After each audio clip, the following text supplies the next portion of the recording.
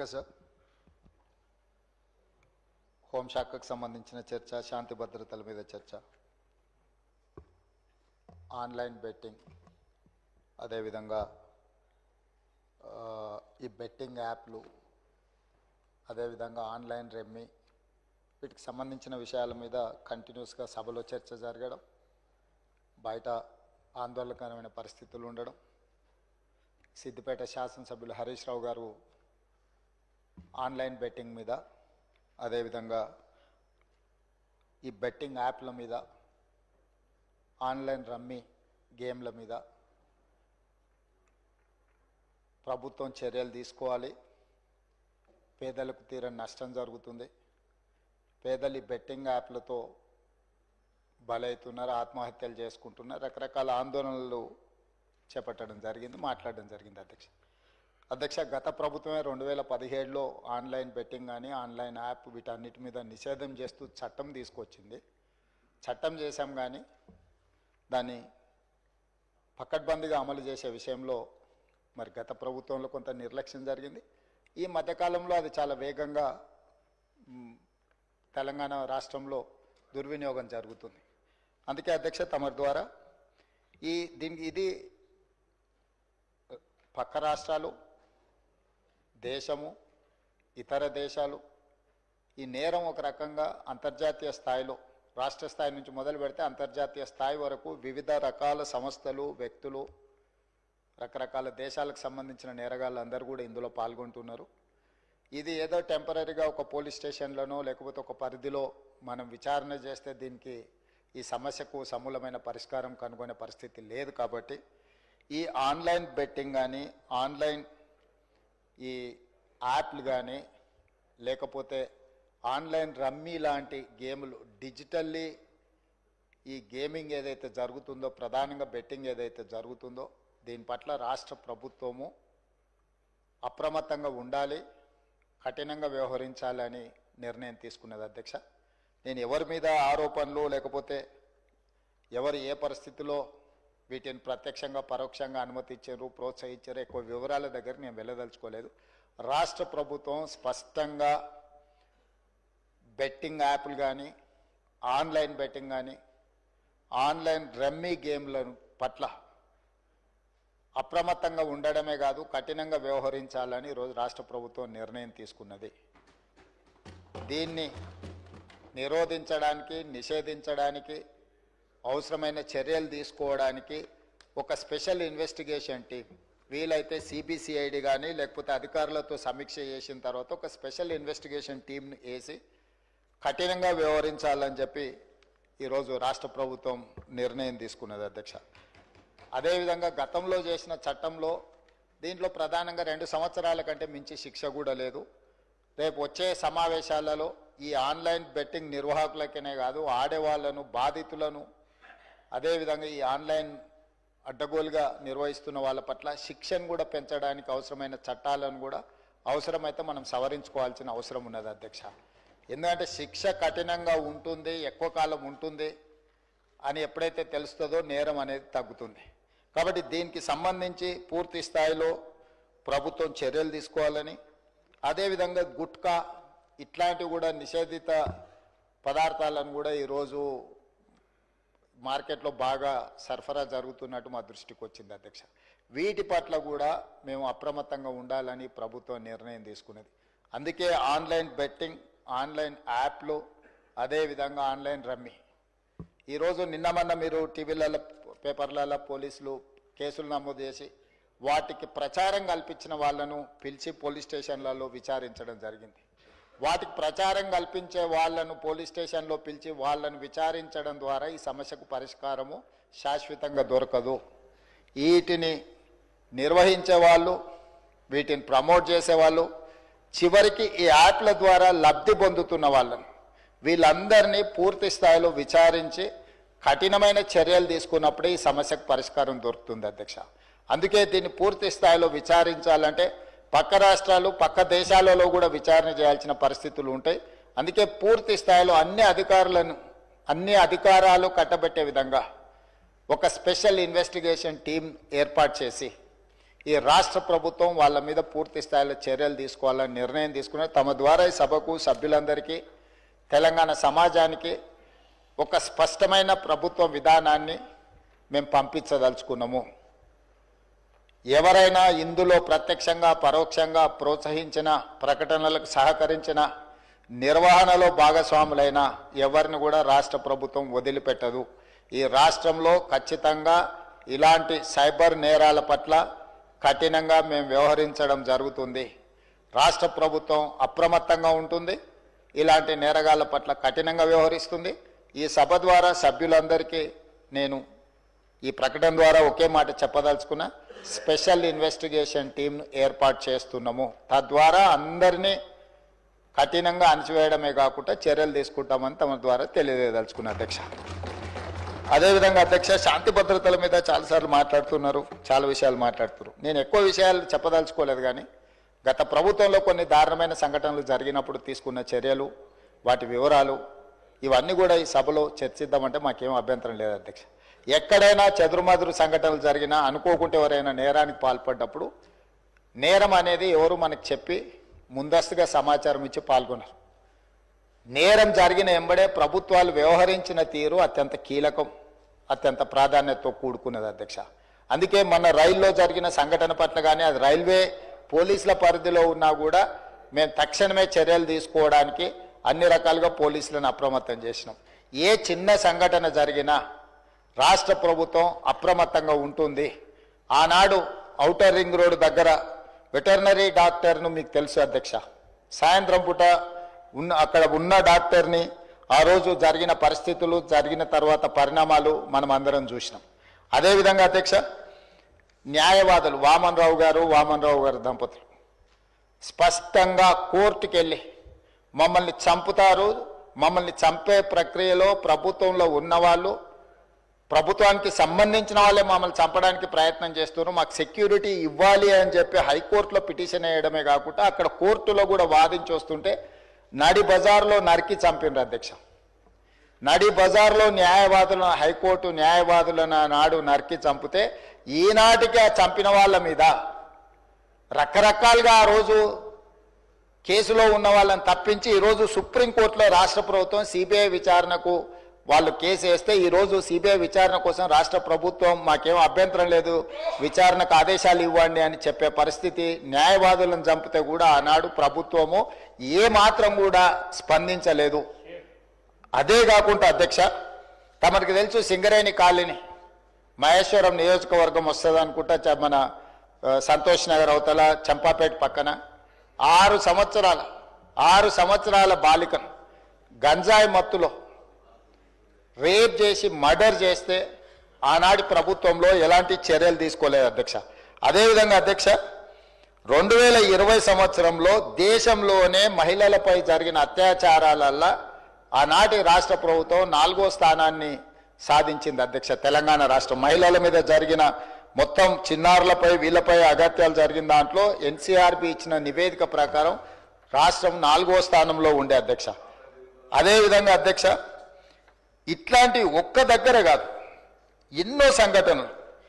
Jubilee హిల్స్లో minor బాలికను పబ్లో నుంచి తీసుకెళ్ళి అక్కడికక్కడనే జూబ్లీ హిల్స్లో రేప్ చేస్తే ఆ రేప్ చేసిన దాంట్లో టీఆర్ఎస్ నాయకుడి కుమారుడే అందులో ప్రత్యక్షంగా పాల్గొంటే ఆ రోజు వాళ్ళను కాపాడడానికి ప్రయత్నం చేసిండ్రు అధ్యక్ష. అదేవిధంగా అధ్యక్ష, వక్ఫ్ బోర్డ్ చైర్మన్ కొడుకే ఆ రోజు కేసులో ఉండడానికి కేసు కట్టడం జరిగింది అధ్యక్ష. సరిగ్గా నేను ఎక్కువ దూరం వెళ్ళి ఆరోపణలు చేయదలుచుకోలేదు. ఆ రోజు ఉన్న ఒక మంత్రి గారి కుటుంబానికి సంబంధించిన వాళ్ళ మీద కూడా వచ్చిన ఆరోపణలు మీ అందరి దృష్టికి వచ్చినాయి అధ్యక్ష. అదేవిధంగా ఈరోజు ఇట్లాంటి సంఘటనలు జరిగినప్పుడు మన అందరం కూడా బాధితుల పట్ల సానుభూతితో నుండి నేరగాళ్ల పట్ల కఠినంగా వ్యవహరించడానికి సహకరించాలి. అట్లా కాకుండా ఇదేదో ప్రభుత్వమే ప్రత్యేకంగా ఈ చర్యలు చేసే వాళ్ళను కాపాడుతుంది అన్నట్టుగా ప్రధాన ప్రతిపక్ష పార్టీ ఈ రకంగా ఆరోపణలు చేయడం, తద్వారా ఒక ఆందోళనకరమైన పరిస్థితి కల్పించి తెలంగాణ రాష్ట్రంలోకి వచ్చే పెట్టుబడులను రానియకుండా, పెట్టుబడులు ఎప్పుడు వస్తాయి అధ్యక్ష? శాంతి భద్రతలు పెట్టుబడిదారులకు రక్షణ కల్పించినప్పుడే రాష్ట్రానికి పెట్టుబడులు వస్తాయి. ఈరోజు ఏ మంచి పని చేపడదామన్నా దానికి ఒక దురుద్దేశాన్ని ఆపాదించి ఆ దురుద్దేశం ద్వారా తెలంగాణ రాష్ట్రం మొత్తం కుప్పగూలిపోయింది. ఈ రాష్ట్రంలో శాంతి భద్రతలు లేవు, ఈ రాష్ట్రంలో మీరు పెట్టుబడులు పెట్టకండి, ఈ రాష్ట్రం దివాలా తీస్తేనే తప్ప మాకు సంతోషం కలగదు అన్నట్టుగా ఈరోజు మాట్లాడడం ఏమాత్రం సమంజసం కాదు అధ్యక్ష. ఈరోజు ఈ రాష్ట్రంలో శాంతి భద్రతలను ఆనాడు 2004 నుంచి 2014 వరకు ఏది ఎట్లున్నా హైదరాబాద్ నగరంలో ప్రధానంగా శాంతి భద్రతల విషయంలో ప్రభుత్వం ఏమాత్రం ఆనాడు రాజీ పడకుండా మేము చేసిన ప్రయత్నాలు తెలంగాణ రాష్ట్ర అభివృద్ధికి ఎందుకో అనుకూలించినాయి.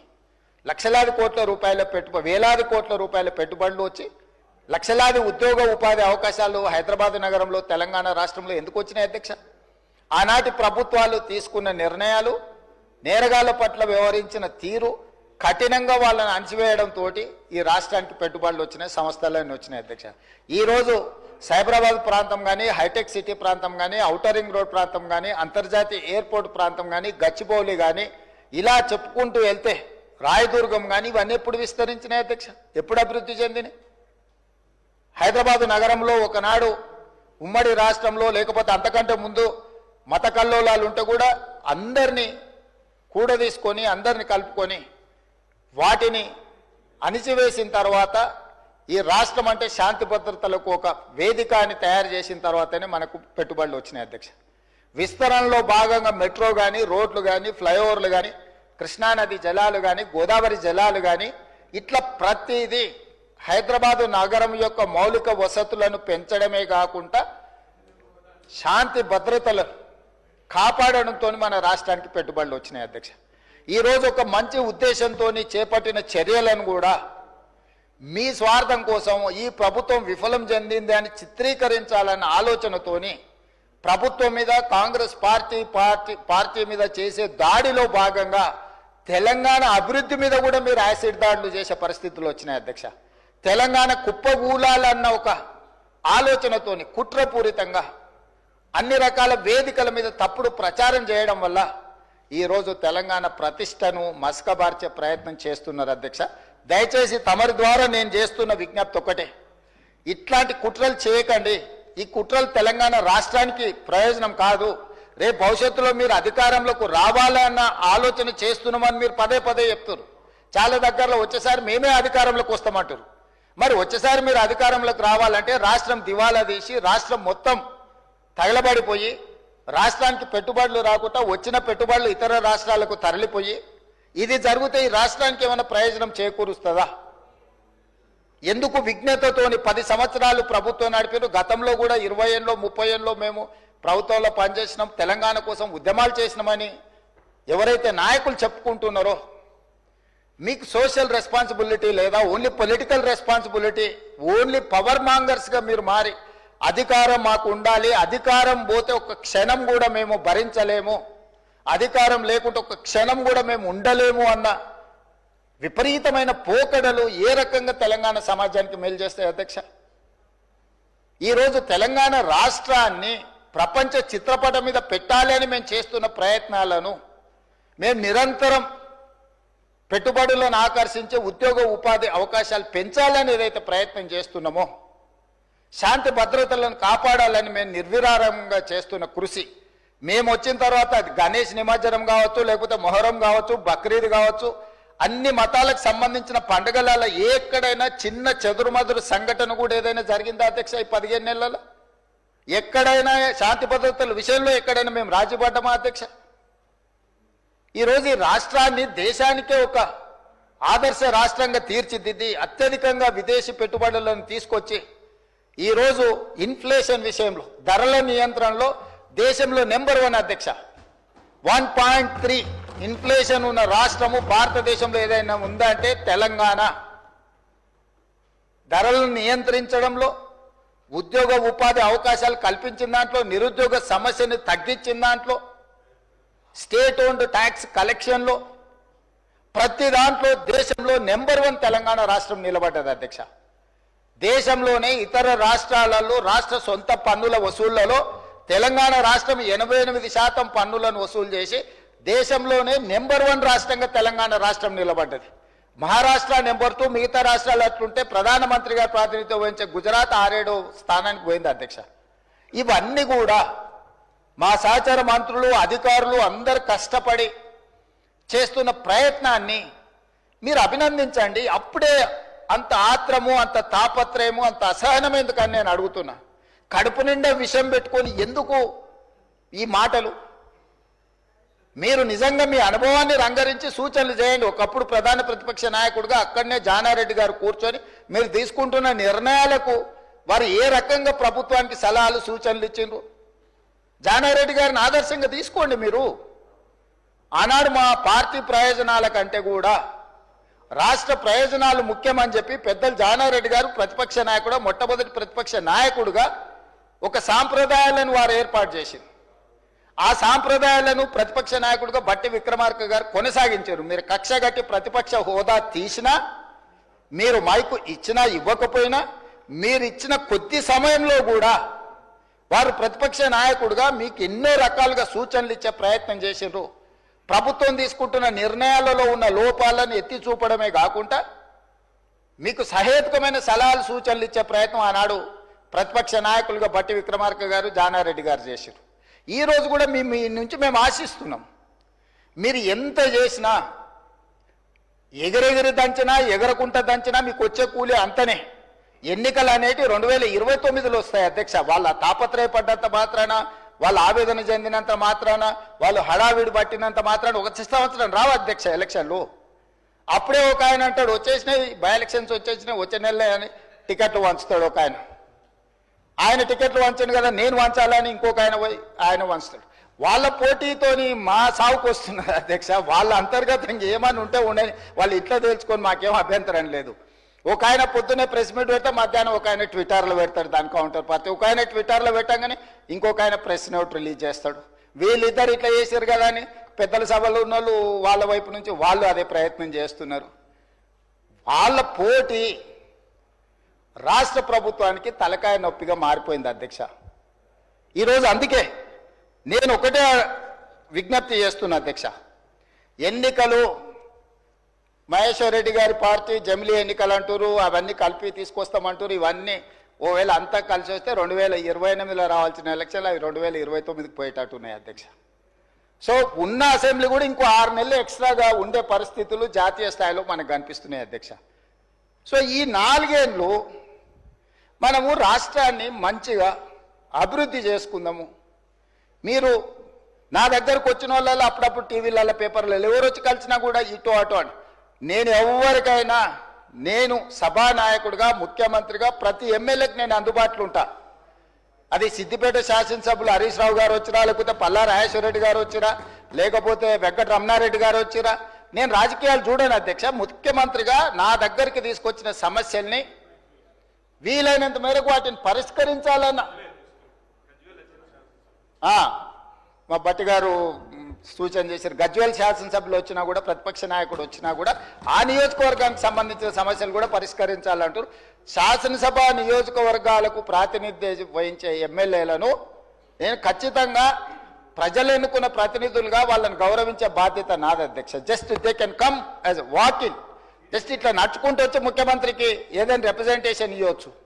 దానికి అనవసరమైన రాజకీయాలు ఆపాదించాల్సిన అవసరం లేదు అధ్యక్ష. మీరు డెఫినెట్గా ఇస్తాము. ఇచ్చినప్పుడు ఇన్ఛార్జ్ మినిస్టర్ ఉంటాడు. మీకు ఇన్ఛార్జ్ మినిస్టర్లు నిర్ణయాలు చేస్తారు. ఈరోజు ఇందిరమ్మ ఇళ్ళలో ఇందిరమ్మ కమిటీలు ఉన్నాయి, అన్నీ ఉన్నాయి. డెఫినెట్గా ఇస్తాము. మీరు ఇచ్చిన కాగితాలు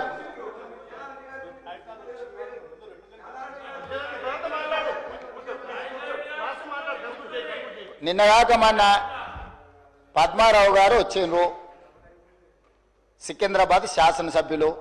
ఆయన నియోజకవర్గానికి సంబంధించిన కాలేజీలు ఇతర నిర్మాణాలకు సంబంధించిన నిధుల గురించి వచ్చిండ్రు.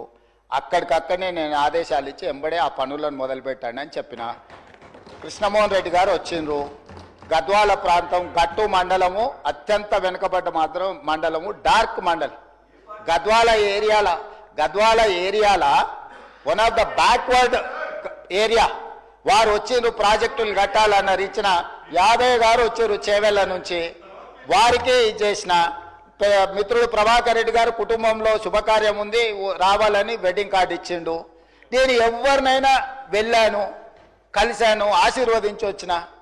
మంచిని మంచి అంటాము, చెడును చెడు అంటాము. మా మైండ్లలో చెడు లేదు. మీరు మైండ్ లేదని ఉన్నా దాన్ని తగ్గించుకోండి. 10 సంవత్సరాల అనుభవం తర్వాత ప్రజలు ఇచ్చిన తీర్పు మనకు కొంత కనువిప్పు కలిగించాలి. అది కాకుండా మనం ఎంతసేపు ఉన్నా ఎదురుగున్న వాళ్ళని బద్నాం చేయడం ద్వారా మనం మంచోళ్ళం అవుదామని అనుకుంటే కుదరదు అధ్యక్ష. ప్రజలు విఘ్నులు. మమ్మల్ని బద్నాం చేసినంత మాత్రాన మీరు మంచోళ్ళు కాలేరు. మీరు మంచుకుంటే మంచోళ్ళు అవుతారు.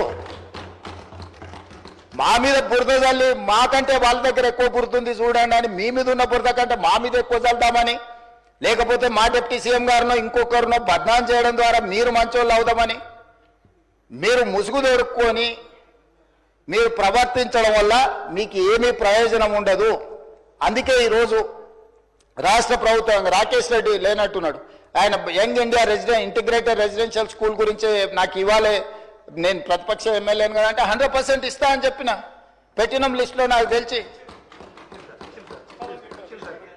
సో అధ్యక్ష, మేము వివక్ష చూపించము. వివక్ష మా విధానం కాదు. వివక్షతోని రాష్ట్రాన్ని నడపలేము. వివక్ష వల్ల రాష్ట్రం అభివృద్ధి చెందదు. వీలైనంత మేరకు రాష్ట్ర అభివృద్ధి కోసం అందరు సహకారం తీసుకొని ప్రభుత్వం ముందుకు వెళ్ళాలనుకుంటుంది. అందుకే డాంబికాలకు గొప్పలకు పోలే. బడ్జెట్ 2 సార్లు మా బట్టి విక్రమార్క గారు ప్రవేశపెట్టినప్పుడు ఉత్తుత్త బడ్జెట్లు ఊదరగొట్టే బడ్జెట్ పెట్టి ఇప్పటికి 4 లక్షలు దాటి ఉండేది అధ్యక్ష. ఉత్తుత్త బడ్జెట్లు ఊదరగొట్టే బడ్జెట్లు పెట్టదలుచుకోలేదు.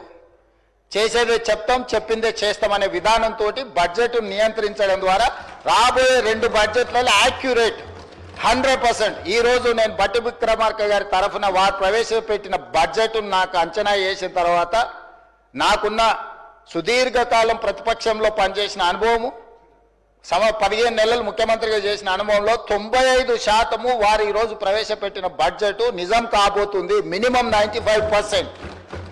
Whereas 2014 to 2023 go through all 10 budgets. మొదటి సంవత్సరం 40% వ్యత్యాసం ఉంది. ఏ రోజు కూడా 25% కంటే తక్కువ వ్యత్యాసం లేని బడ్జెట్ని గత ప్రభుత్వాలు పెట్టలేదు అధ్యక్ష. కాగితాలకే పరిమితమైన కేటాయింపులు, కాగితాల మీదనే కేటాయింపులతోని శాఖలు నిర్వహించాలని, వెల్ఫేర్ నిర్వహించాలని, ఇట్లా రకరకాల అబద్ధాలతోని ప్రైవేట్ కంపెనీలు బ్యాంకులలో లోన్ తెచ్చుకోవడానికి ఎన్ని రకాలుగా బ్యాలెన్స్ షీట్లను ఫ్రాడ్ చేస్తారో రాష్ట్ర ప్రభుత్వం అన్ని రకాలుగా బడ్జెట్ను ఫ్రాడులెంట్ బడ్జెట్స్ ప్రవేశపెడితే CAG time and again they have given findings. ఇంత ఫ్రాడులెంట్ ఇవే మేము చూడలేదని క్యాగ్ నివేదికలు ఇచ్చినాక కూడా వాళ్ళ ఆలోచన మారతలేదు. వాళ్ళ ఆ ఆలోచన మారిపోయింది. ప్రజలు వాళ్ళని మార్చిండ్రు. మాకు ఒక అవకాశం ఇచ్చిండ్రు. మాకు అవకాశం ఇచ్చినప్పుడు కనీసం కొంత పని చేయడానికి సహకరించి కొంతకాలం చూసిన తర్వాత వాస్తవాల ప్రాతిపదికన ఏదైనా మాట్లాడితే బాగుంటుంది అధ్యక్ష. అంతే తప్ప ఈరోజు ఏడ భూసేకరణ చేయడానికి పోయినా అంతెందుకు అధ్యక్ష, నిన్నమన్నా నేను చూస్తున్నా గచ్చిబౌలిలో భూమి మీరు ఏం చేయొద్దని. అధ్యక్ష, దాదాపుగా 25 సంవత్సరాలు అనుకుంటా, 25 సంవత్సరాల క్రితం బిల్లిరావు అనే వ్యక్తికి, ఒక ప్రైవేట్ వ్యక్తికి, ప్రైవేట్ సంస్థకు ఆ భూమి కేటాయించారు. 25 సంవత్సరాల నుంచి ఏ రోజు కూడా సెంట్రల్ యూనివర్సిటీ దగ్గర ఆ భూమి లేదు. తెలంగాణ ఉన్న కంబైన్డ్ రాష్ట్రంలో 2006లో ఆనాడు కాంగ్రెస్ పార్టీ రద్దు చేసింది ఆ కేటాయింపు. అక్కడి నుంచి కోర్టు కేసులు జరిగినాయి. 2014లో తెలంగాణ రాష్ట్రం వస్తే 2024 వరకు 10 సంవత్సరాలు గత ప్రభుత్వం బిల్లిరావు నుంచి భూమి గుంజుకోలేదు అధ్యక్ష. నేను వచ్చిన ఎంబడే సుప్రీంకోర్టు వరకు వెళ్ళి కొట్లాడి ఒక ప్రైవేట్కు ఐఎంజీ భారత్ అని ఒక ఫేక్ కంపెనీకి కేటాయించిందని ఆరోపణలు ఎదుర్కొంటున్న భూమిని సుప్రీంకోర్టులో కూడా కేసు గెలిచి ఆ భూమిని వెనక్కి తీసుకొని ఆ భూమిని ఈరోజు మనం అభివృద్ధిలో భాగంగా టీజీఐఐసి కేటాయించి అక్కడ ఐటీ కంపెనీలు ఇతర పరిశ్రమలు రావడానికి అవసరమైన లేఅవుట్ చేయండి అని చెప్పి ఈరోజు ఒక అభివృద్ధి కోసము ఒక కాంక్రీట్ ప్రపోజల్తో ముందుకు వస్తే ఈరోజు అక్కడ ఏదో రిజర్వ్ ఫారెస్ట్ ఉన్నట్టు, రిజర్వ్ ఫారెస్ట్లో అత్యంత ఏమంటారు జీవరాశులు ఉన్నట్టు, జింకలు, పులులు, సింహాలన్నీ ఆనే ఉన్నాయి అన్నట్టు. జింకలు, పులులు, సింహాలు లేవు అధ్యక్ష. ఆ చుట్టుముట్టుతో కొన్ని గుంట నక్కలు చేరి ఇట్లా వ్యవహరిస్తున్నాయి అధ్యక్ష. గుంట నక్కలకు గుణపాఠం చెప్తాం అధ్యక్ష. అది 100% developed area. We are also going to utilize for development. We are not utilizing or otherwise మేము ఎవరికో అర్ధరాత్రి పూట ఎవరికో కట్టబెట్టే ప్రయత్నం చేయలేదు అధ్యక్ష. పర్ఫెక్ట్ డెవలప్మెంట్ చేసి ఓపెన్ ఆక్షన్ ద్వారా అంతర్జాతీయ స్థాయి సంస్థల్ని పెట్టుబడులు పెట్టడానికి భూమిని తెలంగాణ ఇండస్ట్రియల్ ఇన్ఫ్రాస్ట్రక్చర్ కార్పొరేషన్ ద్వారా ఆ పెట్టుబడులను ఆకర్షించడం కోసం ఈరోజు ఒక ప్రణాళికబద్ధమైన డెవలప్మెంట్ చేయడానికి మేము ముందుకు వస్తే ఇవాళ దాన్ని అడ్డుకునే ప్రయత్నం చేస్తున్నారు అధ్యక్ష. నేను ఒకటే మాట అడుగుతున్నా అధ్యక్ష. 10 సంవత్సరాల మీద అధికారంలో ఉన్నప్పుడు ఐఎంజీ భారత బిల్లీరావు అనే ఆయన దగ్గర భూమి ఉన్నప్పుడు మీకు బాధ లేదు, దుఃఖం లేదు, ఆ భూమిని వెనక్కి తీసుకురావాలని ఆలోచన లేదు. అలాంటి వాళ్ళ నుంచి ఆ భూమిని వెనక్కి తీసుకొచ్చి పరిశ్రమల అభివృద్ధి కోసం ఎందుకు అక్కడికి పోయినాం అధ్యక్ష? ఈరోజు అమెరికన్ కౌన్సిలేట్ అక్కడనే ఉంది, ఈరోజు విప్రో అక్కడనే ఉంది, ఇన్ఫోసిస్ అక్కడనే ఉంది, ఐటీ పరిశ్రమలన్నీ అక్కడనే ఉన్నాయి. అట్లాంటివి చాలా పరిశ్రమలు ఉన్నాయి అక్కడ. అది ఫైనాన్షియల్ డిస్ట్రిక్ట్. ఆ ఫైనాన్షియల్ డిస్ట్రిక్ట్ని ఇంకా కొంచెం ఎక్స్పాండ్ చేస్తే అంతర్జాతీయ స్థాయిలో పెట్టుబడులను ఆకర్షించుంటాడని అని చెప్పి ఈరోజు అక్కడ దాన్ని విస్తరించే ప్రయత్నంలో భాగంగా ఈరోజు పోయినాం అధ్యక్ష. పరోక్షంగా కోర్టులో పిఐఎల్ చేపిస్తారు, పరోక్షంగా పిల్లల్ని రెచ్చగొడతారు, యూనివర్సిటీ ల్యాండ్ తీసుకున్నారని. ఐఎంజీ భారత్కు పోయినప్పుడు లేని బాధ ఈరోజు టీజీఐఎస్సి పరిశ్రమలను నెలకొల్పడానికి పెట్టుబడులు పెట్టడానికి వేల లక్షల ఉద్యోగ అవకాశాలు కల్పించడానికి ప్రయత్నం చేస్తుంటే ఎందుకు అభ్యంతరం పెడుతున్నారు అధ్యక్ష? ఎందుకు అంటే ఇంత సింపుల్ లాజిక్. అంటే రేపు పొద్దుగాల మీరు ఏ పరిశ్రమల కోసం భూమి సేకరించరా? ఏ రోడ్ల కోసం విస్తరించడానికి మీరు భూములు సేకరించరా? ఈ రాష్ట్రంలో పరిశ్రమలు రావద్దా? ఈ రాష్ట్రంలో పెట్టుబడులు ఎవరు పెట్టొద్దా? ఈ రాష్ట్రంలో చదువుకున్న నిరుద్యోగులకు ఉద్యోగ ఉపాధి అవకాశాలు ఇవ్వొద్దా? యూనివర్సిటీకి ఏం సంబంధం అధ్యక్ష భూమి? ఆ భూమి ఐఎంజీ భారత్ అని బిల్లీరావుకు కట్టబెట్టిన భూమి 25 సంవత్సరాల తర్వాత ఈ ప్రభుత్వం ఏర్పడిన తర్వాత, ప్రజాప్రభుత్వం ఏర్పడిన తర్వాత సుప్రీంకోర్టులో కొట్లాడి వేల కోట్ల రూపాయల భూమిని వెనక్కి తెచ్చింది నేను అధ్యక్ష.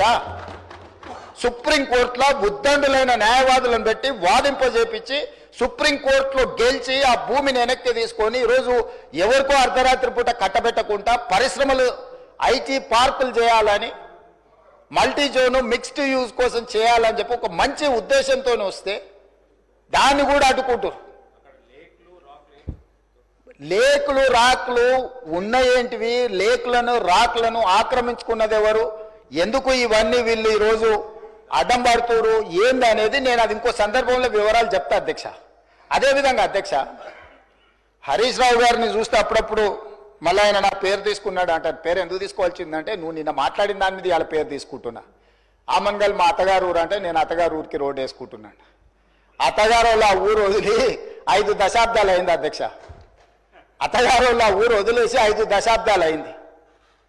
ఫ్యూచర్ సిటీని వాళ్ళు పరిశ్రమల కాలుష్యంతో మొత్తం రంగారెడ్డి జిల్లాను సర్వనాశనం చేయాలని కుట్రపూరితంగా అత్యంత కలుషితమైన ఫార్మా కంపెనీలను అక్కడ పెడుతుంటే కలుషితమైన ఫార్మా కంపెనీలు అన్నిటిని ఒక దగ్గర కూడబెడితే అంతర్జాతీయ ఎయిర్పోర్ట్ కూడా కుప్పకూలుతుందని చెప్పి దాన్ని జాగ్రత్తగా జీనోమ్ వ్యాలీ ఏ విధంగా డిజైన్ చేసినామో అట్లా చేయడమే కాకుండా ఏమాత్రం కలుషితం లేని పరిశ్రమలకు భూములు కేటాయించాలి, దానికి అంతర్జాతీయ ప్రమాణాలు ఉండాలి, నెట్ జీరో సిటీ చేయాలి, ఏఐ హబ్ చేయాలా, స్పోర్ట్స్ హబ్ చేయాలా, ఎడ్యుకేషనల్ హబ్ చేయాలా, ఇట్లాంటివన్నీ మేము పెడితే వాటిని అడ్డుకోనికి ఆ రోడ్ అక్కడికి తీసుకెళ్ళి అధ్యక్ష రోడ్ ఆమన్గల్ కోసం వేయలేదు అధ్యక్ష, రోడ్ అత్తగారు ఊరికి వేయలేదు అధ్యక్ష. మా అత్తగారు వాళ్ళు రోడ్డు కావాలంటే సొంత పైసలతోనే అంతకంటే పెద్ద రోడ్డు వేసుకున్నట్టు అంత శ్రీమంతులే అధ్యక్ష. వాళ్ళు ఏమంత పేదోళ్ళు కాదు. నేను రోడ్డు వేస్తే వాళ్ళు బాగుపడేటంత పరిస్థితి ఏం లేదు. మా అత్తగారు వాళ్ళు ఎవరో మీకు కూడా బాగా తెలుసు అధ్యక్ష. అధ్యక్ష ఔటర్ రింగ్ రోడ్ నుంచి రీజనల్ రింగ్ రోడ్ ఎక్కడైతే వస్తుందో ఈ రెండింటి మధ్యలో రేడియల్ రోడ్స్ ఒక్కటి కాదు అధ్యక్ష, 11 రోడ్లు డెవలప్ చేయాలని ఈరోజు ప్రతిపాదనలు తెచ్చినాము. ఇవాళ ఒక్కటే మేము అక్కడ కొంగర కళా నుంచి ఎగ్జిట్ రోడ్లో తీసుకొని ఫ్యూచర్ సిటీని టచ్ చేసుకుంటా 90 degrees స్ట్రైట్గా తీసుకున్నాం. నేను స్ట్రైట్గా హరీష్ రావు గారిని నేను అడుగుతున్నా సూటిగా, ఇంకొక ఆయనకైతే సరే ఆయనకు నేను మాట్లాడేది అర్థమైతే అర్థం కాదో నాకు తెలియదు కానీ వారు ఇక్కడనే ఉన్నారు కాబట్టి వారిని అడుగుతున్నా. ఈరోజు అభివృద్ధి వద్దా? రీజనల్ రింగ్ రోడ్డు నిర్మించాలనా వద్దా? రేడియల్ రోడ్స్ వేయాలనా వద్దా? ఫ్యూచర్ సిటీ కట్టాలనా వద్దా? మూసి రిజిన్యువేషన్ ప్రాజెక్టు, మూసి పునరుద్ధరణ ప్రాజెక్టును చేపట్టాలనా వద్దా? పరిశ్రమల కోసం భూములు సేకరించి పరిశ్రమలకు కేటాయించి తద్వారా పెట్టుబడులను ఆకర్షించి తద్వారా రాష్ట్రాన్ని అభివృద్ధి చేయాలనా వద్దా? 10 సంవత్సరాలు ప్రభుత్వాన్ని నడిపిన మీరు, 10 సంవత్సరాలు తెలంగాణను ప్రపంచానికి ఒక మోడల్గా డెవలప్ చేసిన మీరు ఎక్కడ కూడా భూమి సేకరించకుండానే మీరు చేసిండ్రా? ఈరోజు మీరు మల్లన్న సాగర్ బాధితులకు, మల్లన్న సాగర్ భూ నిర్వాసితులకు మీరు చేయాలంటున్నారు. మల్లన్న సాగర్ భూమి ఎవరు సేకరించారు అధ్యక్ష? అధ్యక్ష, ఎవరి ఫామ్ హౌస్ దగ్గర ఈరోజు వారు అడిగితే నేను విచారణకు ఆదేశించడానికి సిద్ధంగా ఉన్నా అధ్యక్ష. కొండపోచమ్మ ప్రాజెక్టు నుంచి ఫామ్ హౌస్లకు డైరెక్ట్గా కాలువలు తీసుకున్న వాళ్ళు ఎవరు? ఈరోజు కట్టుకున్న రిజర్వాయర్లు అది రంగనాయక సాగరా, లేకపోతే కొండపోచమ్మనా, లేకపోతే మల్లన్న సాగరా? ఎవరు భూములు కొనుక్కున్నారు? ఎవరు ఫామ్ హౌజులు కట్టుకున్నారు? ఎవరి ఫామ్ హౌజులకు ఆ రిజర్వాయర్ల నుంచి నీళ్లు పోతున్నాయి? రోడ్లు ఎవరు వేసుకున్నారు? ఈరోజు నాకు కానీ నా కుటుంబ సభ్యులకు కానీ నేను ప్రభుత్వం వచ్చిన తర్వాత 1 ఇంచు భూమి అయినా ఎక్కడైనా మేము కొనుక్కున్నామా? అది ఫ్యూచర్ సిటీ కాదు, 4 బ్రదర్ సిటీ అని, 4 crore brother and sisters city అధ్యక్ష. 4 కోట్ల తెలంగాణ సోదరులు సోదరీమణుల యొక్క సిటీ అధ్యక్ష. That is our future. ఆనాడు చంద్రబాబు నాయుడు గారు మొదలుపెట్టిన సైబరాబాద్ డెవలప్మెంట్ అథారిటీని రాజశేఖర రెడ్డి గారు కొనసాగించి, రాజశేఖర రెడ్డి గారు రాజకీయ కక్షాపూరితమైన ఆలోచనలు చేయొద్దు, అభివృద్ధిలో ఎవరు మొదలుపెట్టినా దాన్ని కొనసాగించాలని రాజశేఖర రెడ్డి గారు నిర్ణయం తీసుకొని చంద్రబాబు నాయుడు గారు 200 ఫీట్లతో మొదలుపెట్టిన ఔటర్ రింగ్ రోడ్డును 500 ఫీట్లకు పెంచడమే కాదు, ఆనాడు పెద్దలు దేవేందర్ గౌడ్ గారు శంషాబాద్లో మొదలుపెట్టిన అంతర్జాతీయ ఎయిర్పోర్టు ప్రతిపాదనను రాజశేఖర రెడ్డి గారు కొనసాగించుండు. రాజశేఖర రెడ్డి గారు ఆనాడు ఐటీ కానీ ఫార్మా కానీ నేదురుమల్లి జనార్దన్ రెడ్డి గారు మొదలుపెట్టిన hitech city foundation, Rajiv Gandhi గారిని ఆదర్శంగా తీసుకొని మొదలుపెట్టిన హైటెక్ సిటీని చంద్రబాబు నాయుడు గారు కొనసాగించారు. చంద్రబాబు నాయుడు గారు కొనసాగించిన దాన్ని రాజశేఖర రెడ్డి గారు విస్తరించారు. ఏ రోజు కూడా కక్షాపూరితమైన ఆలోచనలతోని మేము వ్యవహరించలేదు అధ్యక్ష. గత ప్రభుత్వం ఏదైనా చేసి ఉంటే మేము ఇది మంచి చేసినాం కొనసాగించండి అని మీరు అక్కడి నుంచి మాకు సూచన చేయండి. నేను ముఖ్యమంత్రి అయినప్పుడు ఇదే సభలో చెప్పిన అభివృద్ధి విషయంలో మాకు భిన్న అభిప్రాయాలు లేవు. గత ప్రభుత్వం ఏదైనా మంచి చేసి ఉంటే ఆ మంచిని కొనసాగిస్తామని ఇక్కడి నుంచే నేను స్పష్టంగా చెప్పిన. మీ సుదీర్ఘమైన అనుభవాన్ని ఉపయోగించి రాష్ట్ర ప్రభుత్వానికి సూచన చేయండి. ప్రతిదీ అడ్డుకునే ఆలోచన, ప్రతిదీ ఎట్లా చెడగొట్టాలనే ఒక కుట్ర, ఇది ఏ రకంగా మంచిది? ఈరోజు కామారెడ్డి దగ్గర ఒక రాకెట్ ధృవన అంటే ఇస్రో గవర్నమెంట్ ఆఫ్ ఇండియాలో ఇస్రోలో జరిగే రీసెర్చ్ ప్రైవేట్లో ఈరోజు చేస్తాం. కామారెడ్డి దగ్గర మాకు ల్యాండ్ కావాలని అంటే ఒక దేశానికి సంబంధించి ప్రపంచంతోనే పోటీ పడే రాకెట్ సైన్స్ తయారు చేసే వాళ్ళకి మేము కామారెడ్డిలో ఉన్న ఎమ్మెల్యే ఎవరు అధ్యక్ష?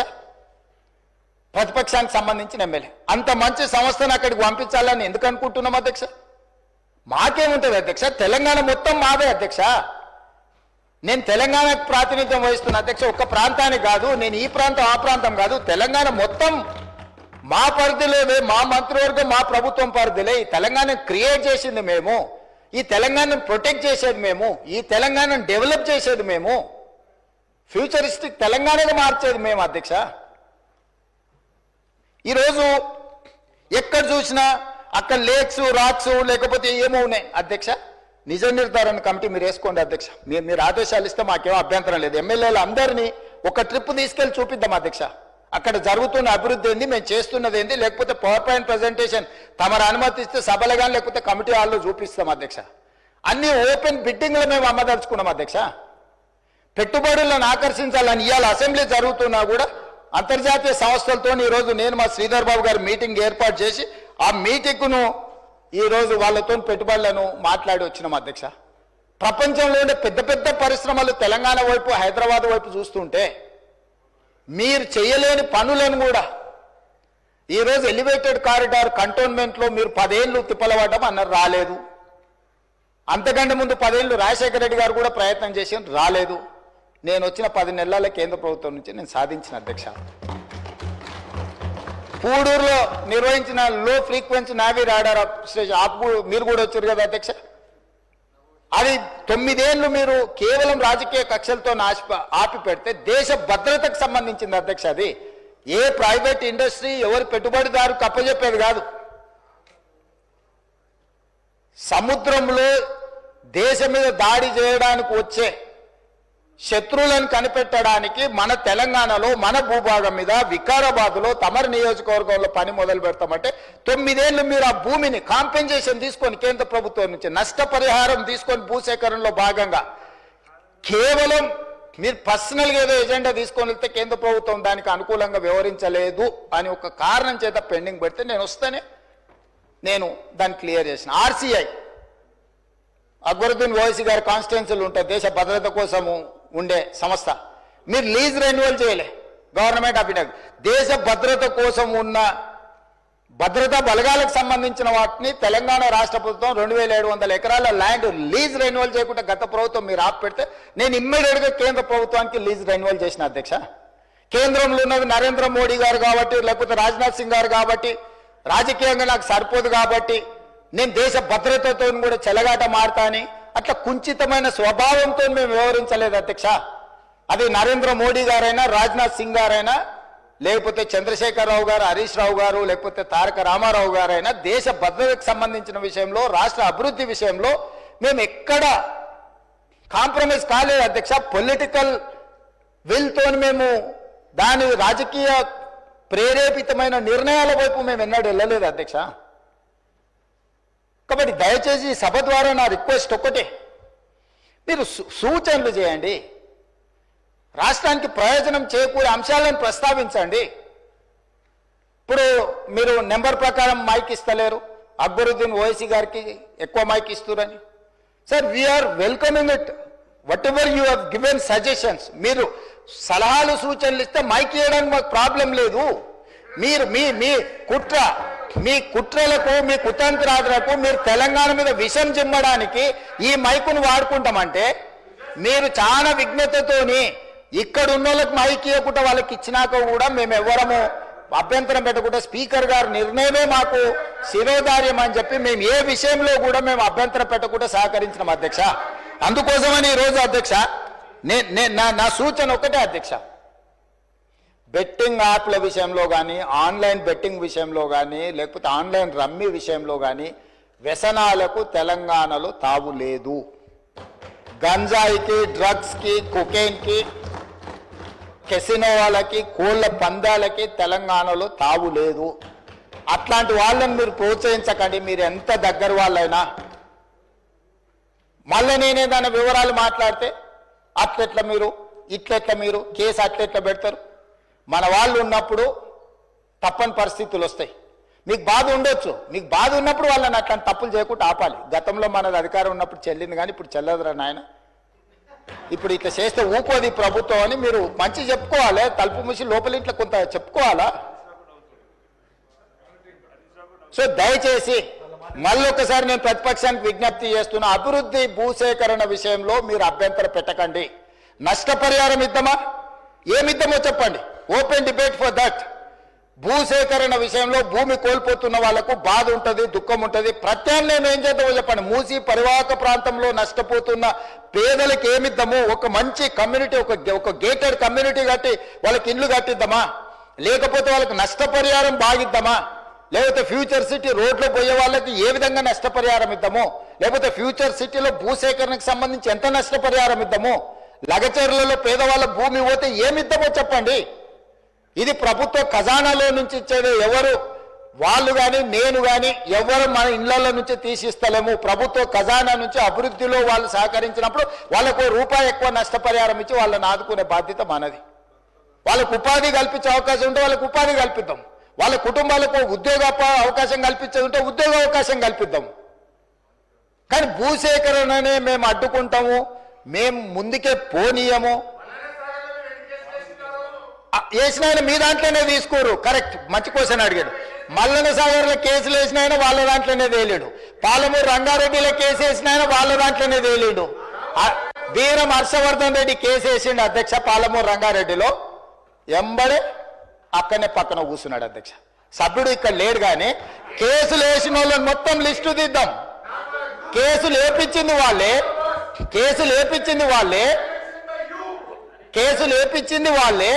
చేర్చుకునేది వాళ్ళే. రాష్ట్ర అభివృద్ధిని అడ్డుకునేవాడు, కేసులు వేసి అడ్డుకున్న వాళ్ళను మీరు ఎట్లా కండువ కప్పారు అధ్యక్ష? ఎట్లా పార్టీలో చేర్చుకున్నారు? పార్టీలో చేర్చుకున్నారు. బీఫామ్ ఎట్లా ఇచ్చిండ్రు అధ్యక్ష? మళ్ళీ ఎలక్షన్లో ఎట్లా ఇచ్చిండ్రు అధ్యక్ష? అంటే ఇప్పుడు ఎట్లా మాట్లాడతారంటే 2014 నుంచి ఒకే చట్టం ఉంది కదా అధ్యక్ష.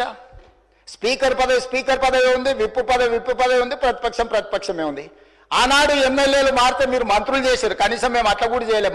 మారలేదట వాళ్ళు, మేము మారనే లేదు, ముఖ్యమంత్రిని అభివృద్ధిలో కలిసి వచ్చినామంటారు. మీరు మంత్రులు చేసిన వాళ్ళు డిస్క్వాలిఫై కాలేదు, ఉప ఎన్నికలు రాలేదు. బాజాబ్తో గవర్నర్ దగ్గర పోయి మంత్రులే చేసి 5 ఏళ్ళు మంత్రి, 10 ఏళ్ళు, ఒక ఆయన 8.5 ఏళ్ళు, మా అక్క 4.5 ఏళ్ళు మంత్రి చేసింది. ఎన్నడూ ఉప ఎన్నికలు రాలే. కానీ ఇప్పుడు ఉప ఎన్నికలు వస్తాయి, వచ్చే వారమే ఉప ఎన్నికలు అంటారు అధ్యక్ష. ఎట్లా వస్తాయి అధ్యక్ష? చట్టం మారలే, న్యాయం మారలే, స్పీకర్ ఆఫీసు సేమే ఉంది, పాలకపక్షం ప్రతిపక్షం అట్లనే ఉంది, రాజ్యాంగం అసలే మారలేదు. ఇంకెట్లొస్తాయి అధ్యక్ష ఉప ఎన్నికలు? నాకు అర్థం కాలేదు. ఏ రాజ్యాంగం ప్రకారం వస్తాయి అధ్యక్ష? డాక్టర్ బాబాసాహెబ్ అంబేద్కర్ గారు రచించిన రాజ్యాంగం ప్రకారము గత అనుభవాల దృష్ట్యా ఎప్పుడు కూడా పార్లమెంట్ ప్రాక్టీసెస్ అండ్ ప్రొసీజర్స్ అని ఉంటాయి అధ్యక్ష. చట్టంలో గ్రే ఏరియా ఉన్నప్పుడు గతంలో ఎలాంటి విధి విధానాలను ఆచరించారు, సాంప్రదాయాలు ఎట్లున్నాయని చూస్తారు అధ్యక్ష. 2014 నుంచి 2019, 2019 నుంచి 2023 వరకు ఏ సాంప్రదాయాలను ఈ సభ ఆచరించిందో అచ్చం గదే సాంప్రదాయాలను మనం ఆచరిస్తాం అధ్యక్ష. అంతే కదా అధ్యక్ష? తమరైనా నేనైనా సేమ్ సాంప్రదాయాలనే ఆచరిస్తాం కదా అధ్యక్ష. సో అందుకోసమని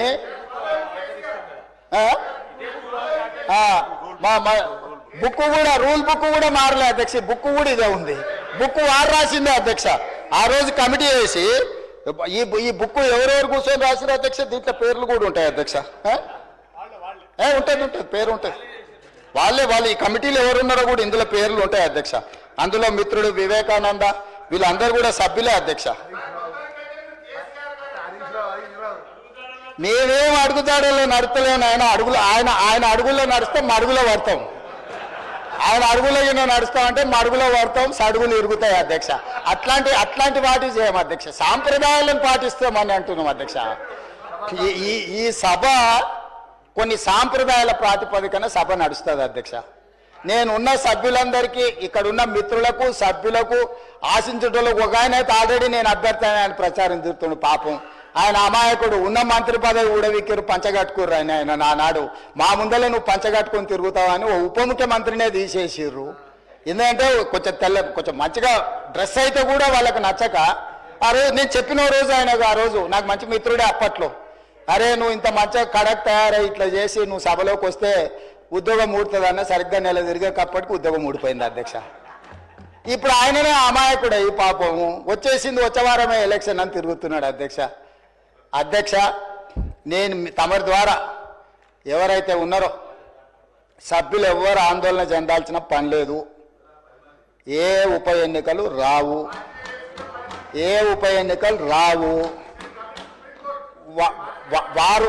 వారి ఉప ఎన్నికలు వారు కోరుకున్నా రావు.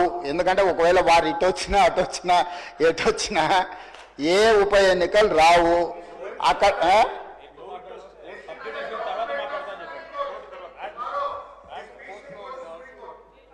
అదేవిధంగా హరీష్ రావు గారు బాగా గుర్తు చేశారు. విషయం సుప్రీంకోర్టులో ఉంది. ఆ సుప్రీంకోర్టులో సబ్జుడిస్ అయిన విషయంలో లోపల నేను మాట్లాడితే కొంత ప్రొటెక్షన్ ఉంది, కానీ బయట మాట్లాడే వాళ్ళకి ఎవరికి ప్రొటెక్షన్ ఉండదు. This house is immune for certain laws. ఈ సభలో మనం కొన్ని విషయాలు ప్రస్తావించవచ్చు. సభకు రక్షణ ఉంది తమరి నాయకత్వంలో. కానీ సభ బయట ఉప ఎన్నికలు వస్తాయి, అయిపోయింది, వచ్చేవారమే ఎన్నికలు, మల్లవారమే ఎన్నికలు, ఇదంతా ఉత్తదే అధ్యక్ష. అదేంది జరిగేది లేదు, పోయేది లేదు, ఎవరు ఆందోళన చెందాల్సిన పని లేదు. ఎందుకంటే ఉప ఎన్నికల మీద మనం దృష్టి పెట్టాల్సిన అవసరం లేదు. అభివృద్ధి మీద నేను ఎందుకు ఇవన్నీ విషయాలు చెప్తున్నా అధ్యక్ష తమరి ద్వారా అంటే, మా దృష్టి ఎన్నికలు ఉప ఎన్నికల మీద లేదు. మా దృష్టి రాష్ట్ర అభివృద్ధి మీద, రాష్ట్ర సంక్షేమం మీద, రాష్ట్రానికి పెట్టుబడులు తీసుకురావాలని, తద్వారా ఉద్యోగ ఉపాధి అవకాశాలు కల్పించాలని, శాంతి భద్రతలను కాపాడాలని, ఈ రాష్ట్రంలో ఎవరైనా తప్పులు చేస్తే వాళ్ళ పట్ల కఠినంగా వ్యవహరిస్తామని చెప్పడానికే ఈ అన్ని విషయాలు నేను ఇక్కడ ప్రస్తావించిన అధ్యక్ష. అంతకుమించి వేరే విషయం లేదు. అందుకే ప్రతిపక్ష పార్టీకి నేను సూచన చేస్తున్నా, మీ పట్ల మాకేం ద్వేషం లేదు, మాకెందుకు ఉంటుంది? ప్రజలు మిమ్మల్ని శిక్షించిండ్రు. ఇప్పుడు మీరు ఒక బాధ్యతతో కూడుకున్న సలహాలు సూచనలు ఇవ్వండి, తప్పకుండా వాటిని అమలు చేస్తాము. ఉప ముఖ్యమంత్రి గారు ప్రవేశపెట్టిన బడ్జెట్లో చాలా సహేతుకత ఉన్నది. మిగతా విషయాలు, చట్టాలు, సాంప్రదాయాలు మా శ్రీధర్ బాబు గారు అనుభవజ్ఞులు, ఎప్పటికప్పుడు బుక్ చూపిస్తూనే ఉన్నాడు, విషయాలు చెప్తూనే ఉన్నాడు. కాబట్టి దయచేసి అందరికీ నేను అడిగేది, అదేవిధంగా అక్బరుద్దీన్ ఓవైసీ గారు కూడా కొన్ని అంశాలను ప్రస్తావించారు, నేను వాటిని డీటెయిల్గా మాట్లాడతాను. ఏ ప్రతిపక్షమైనా మాకు ఇచ్చే సూచనలే మేము డెఫినెట్గా ఓ సమయంలో నేను హౌస్లో ఉన్నా లేకపోయినా మీరిచ్చే సభ్యులు ఏదైతే కోర్ ఇష్యూస్ రేజ్ చేస్తుండ్రో వాటన్నిటిని నేను వింటూనే ఉన్నా, చూస్తూనే ఉన్నా. వాటిని పరిష్కరించుకొని ముందుకెళ్దాం. తమరు సభ్యులకు ఎవరెవరికి అవకాశం ఇవ్వాలనో తమరు అవకాశాలు ఇవ్వండి అధ్యక్ష. నా విజ్ఞప్తి ఒకటే, సూచనలకు సలహాలకు సమయం ఎక్కువ ఇవ్వండి. రాజకీయ దాడి చేస్తాం, ఎదురు దాడి చేస్తాం, క్షణికావేశంలో యాసిడ్ దాడులు నేను చూస్తుంటాం కదా అధ్యక్ష. అట్లాంటి యాసిడ్ దాడు లాంటి ఆలోచనలతో ఇక్కడ మాటలు మాట్లాడితే అది రాష్ట్రానికి నష్టం జరుగుతుంది. రాష్ట్రానికి నష్టం కలిగించే మాటలు ఎవరు అక్కడి నుంచి మాట్లాడినా, ఇక్కడి నుంచి మాట్లాడినా, ఎక్కడి నుంచి మాట్లాడినా వాటిని నియంత్రించండి అధ్యక్ష. ధన్యవాదాలు అధ్యక్ష.